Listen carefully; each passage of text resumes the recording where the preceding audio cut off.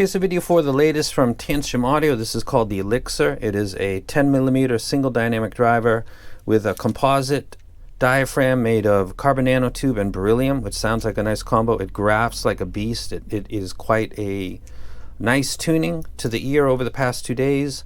I've come to my conclusions using my library, so let's go ahead and talk about some music. Let's do a spidograph comparing it with the ThieAudio 2, which is a little more expensive than this, but is a very well regarded single dynamic driver that is $200 to $300. So we'll go ahead and compare this to that, and we use my library and we'll be very specific. Let's go ahead and get started with that.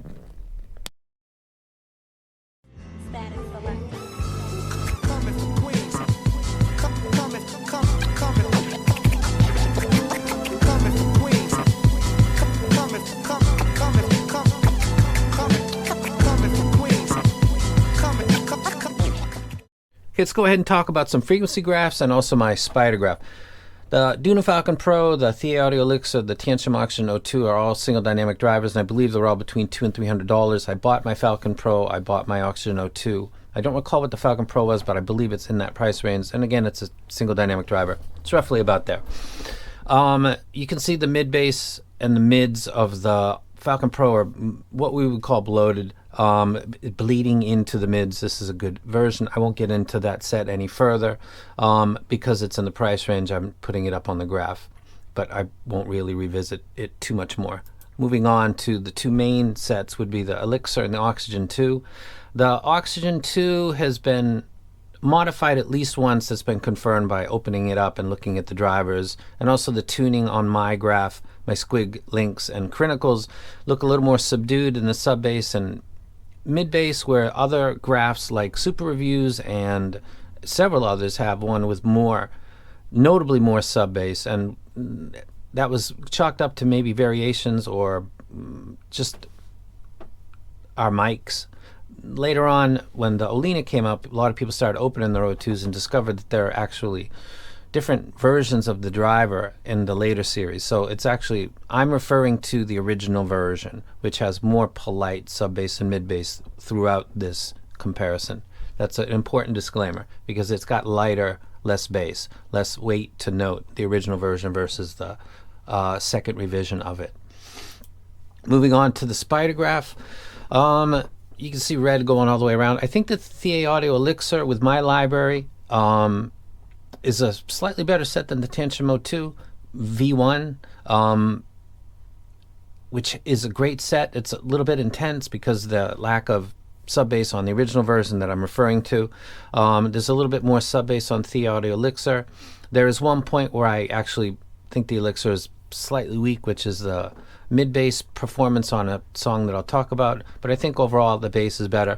I like the mids, the treble. I think the res is clear. I think the stage on the ThieAudio 2 original version is, because of the tuning in the treble, sounds like you've got a wider area around you. It's all an illusion. It's an acoustic illusion, psychoacoustics, but it is really there, and it does sound like it's larger. You can see the Falcon Pro is occupying the inside, and I think particularly in the mids is where it's really non-ideal, and I won't really talk about that any further. So I'll go ahead and drop this, and we'll go ahead and talk about some music, what I think, why I think it, and then give you my final opinion. Okay, let's go ahead and start with the bass. Let's start with Big Boy Killjoy. This is a deck mix triple drop followed by a 4-string bass guitar. I thought it sounded good compared with the O2. They were really quite close. There's not much of a difference. Remember, this is the original version of the O2. The second revision has a little bit more sub bass and might sound a little more meaty than these two, but these two are very much similar. They play it in a sense that it's, you can hear the hit, all three of them. There's no roll off in the sub bass. The 4-string bass guitar sounds pretty good. Nothing stepped out of me and thought maybe a little more meat on the bone for this, for the drop, just a little more slam, but it's not really targeting that, but it does it fine. There's no roll off. There's no, like, where's the third hit of the triple drop. It does it fine. I'd give that a check. The Black Sabbath Masters of Reality is really kind of a checking the quality of the driver, as it turns out. This was originally a bass check, and it still is, but I've learned that planars do this really well. The ability to separate the drummer and the bassist that are going on at approximately around 2 minutes 36 seconds, and then for about 25 to 30 seconds, they're basically doing solos at the same time. And there's some masking and just a kind of a lo-fi replay that you can get from a lot of transducers that are of less than high quality. It can sound lo-fi is the best way to describe it. Masking, you can hear one but not the other. The drummer is overplaying the bassist or vice versa. I thought this did good, as good dynamic drivers do, like the O2. Not as impactful with some of the drum hits and the bass hits, but I thought it did good and on par with the O2, if not a little bit better. Take that with a grain of salt, because new biasy or bias, and also honeymoon period. So I'd give that a check too. Getting to the mid bass mostly is Sultans of Swing by Dire Straits. This is really focused on the mid bass, and the more mid bass you have, the more that the bassist sounds like he's present there, maybe even a slightly up front, and it's about the mid bass. If you listen to it while it's playing and you adjust mid bass, you can kind of get what I'm talking about. You probably know already. This is a set where sets like the Variation, the Monarch 1 and 2, and other sets that a lot of people find appealing because of how it treats vocals, that cleared out mid bass. For my ears and for my library, I prefer a little bit more mid-bass, and I would give this an equal mark because I think a lot of people find it fine. It does sound accurate. The instrument sounds fine. I think that my expectation of the replay is to have a little bit more meat in the mid-bass, and this is something that's shared by the O2 and the ELIXIR. So it's an accurate set. It's for bass heads. You'd want to EQ or move along. This will be the worst part of the review, because beyond this is just a stellar top of the line set that is, even though it's at the price range of $200 compared to its peers, I think it nails it beyond them.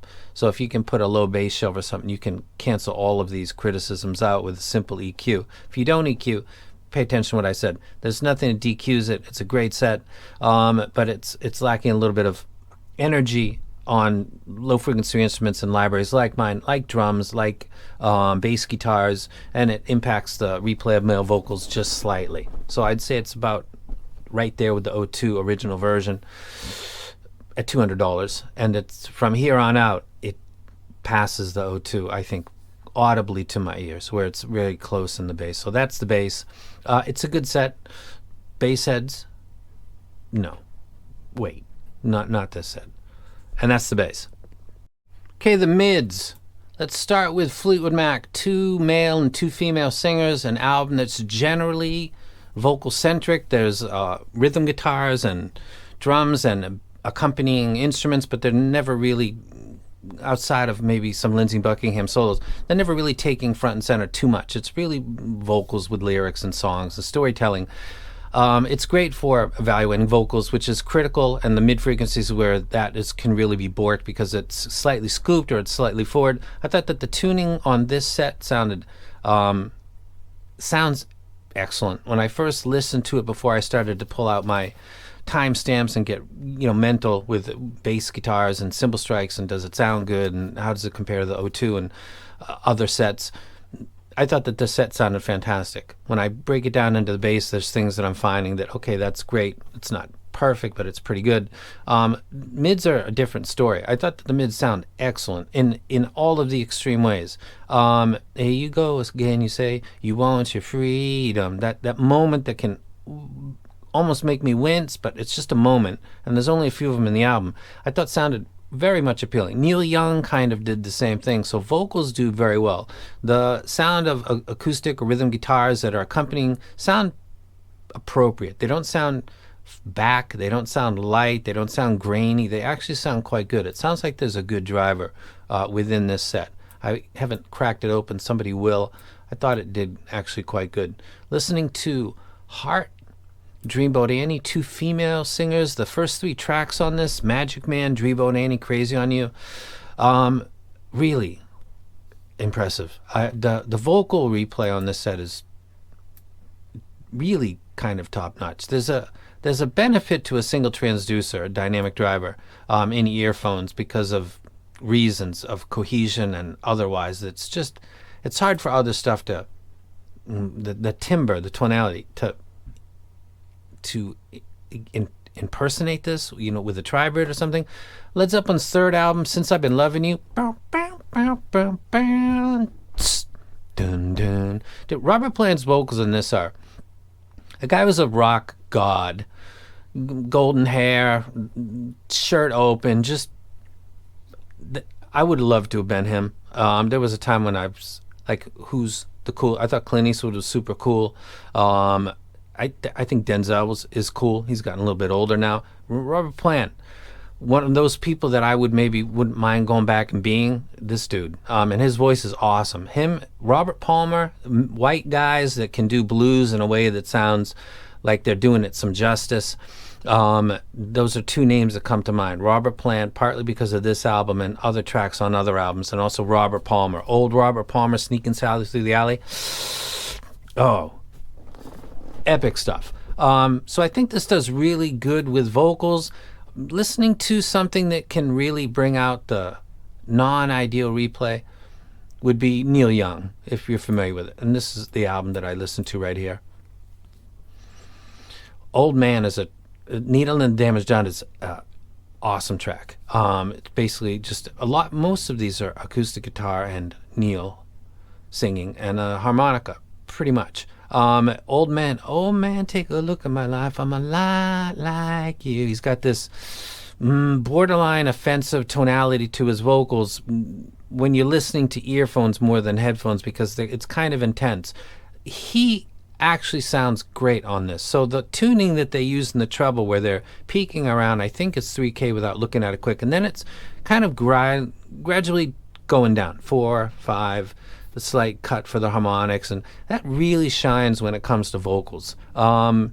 So I find this to be a very impressive set with what I'm looking for when it comes to the mid-frequencies, which is vocals, piano, Elton John, and also Elton's vocals, not to sound back, and I also don't want to sound forward, and I don't want to have, ideally, stimulating overtones. Rolling Stones. Tired of living, it's easy to do. Those moments that I jump to specifically just to think, how does that sound?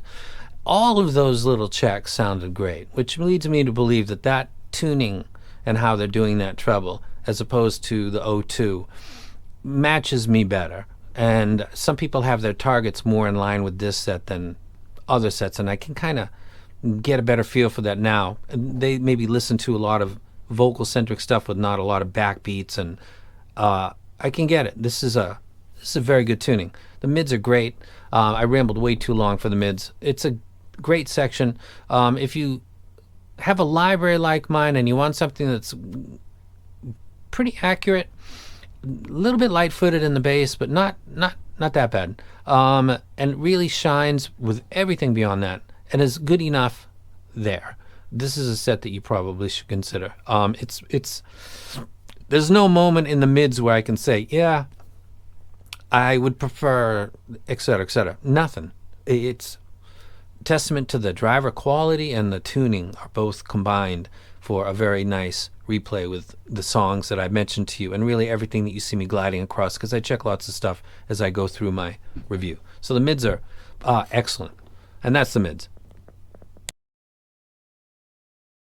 Okay, the treble. I'm listening for cymbal strikes and how they sound. I'm listening to live things like Frampton Comes Alive, Freebird from One More From the Road by Lynyrd Skynyrd, Dixie Chicken, Little Feat, things that need to give me a sense of crowd noise that's out into the front left or to the right, or that sense that I'm kind of surrounded by musical events that give a sense of space. It's kind of like a triangulation that goes on with the Freebird, where you got Ronnie Van Zant and you're kind of in his position. It sounds like if he's in the center, and then you've got people that come up in the left and then come up in the right when Freebird starts, and people are yelling Freebird and what songs do you want to hear. And there's some times where you can kind of feel like you're on the stage and the crowd's around you, and there's a lot of times where that's not the case. This set kind of gives me that, and it's part of the reason when I was doing casual listening for 2 days, I really got smitten with this set. I thought it sounded very, very impressive, and thought put it right head to head with the O2.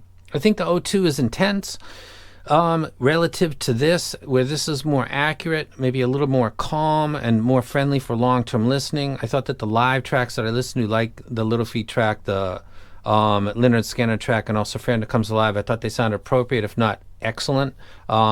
Listening to Led Zeppelin's Coda, I'm listening to Hey Hey What Can I Do, which is the bonus track, the last one on the album. I listened to it because the quality of the cymbal crashes are great, and they're repetitive, and I can listen to them again and again instead of go back, listen to a 5-10 second, like Ginger Baker on Can't Find My Way Home. I got to keep going back and listen to that again and again.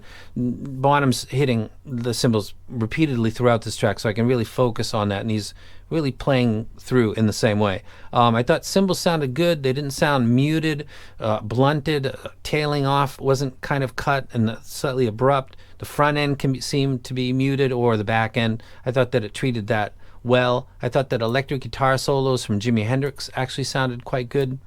This album in particular, Electric Ladyland. The All Along the Watchtower, which has 3 guitar solos pretty much inside, and each one has seemingly better production quality, which is very weird. If you're familiar with this album, you know what I'm talking about. Or this version of All Along the Watchtower that is on this album, it sounds like it was produced at 3 different times and combined later, and the quality increases as we go along throughout the track. You're not getting used to it. You can clearly hear improved sonics in the final part and the final solo as compared to the beginning. So I thought that the upper frequency sounded fine. Guitar replay was great, not too intense but accurate. Cymbal strikes were great. I don't mind if they're a little bit intense sometimes, because that's what they're supposed to be, like the Ginger Baker cymbal crash at 38 seconds for Can't Find My Way Home. I thought that I didn't find myself wanting, after I get past Sultans of Swing in the mid bass, where I'm thinking that I wish it was more meat on that. It was all smooth sailing. Vocals are great.